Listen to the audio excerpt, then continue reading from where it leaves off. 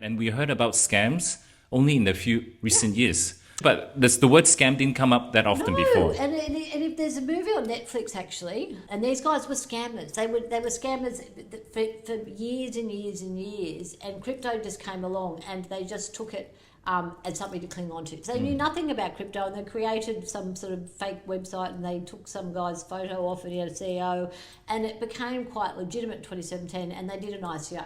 So in 2017, 2018, it became very interesting with this ecosystem because none of these companies could raise money. And nobody other than their families and their friends would give them money. No venture capitalists, no banks would trust them. So they went, all right, well, if nobody's venture capitalists and no banks are going to give us money, we'll create our own system to build our companies and fund them. So that's when initial coin offerings came up, whacking them on the internet and saying, we're going to build the next Google 50, go and give us some money. And they could go out to any person in the world on a website and get money in crypto. Now, the problem with that was that all these scammers came because it was a very easy way to make money and there was no regulations. Securities regulators and all the standard setters were not understanding that these ICOs, which sounded like IPOs, people were just not getting equity in them. So there was a big disconnect between the regulators and the industry.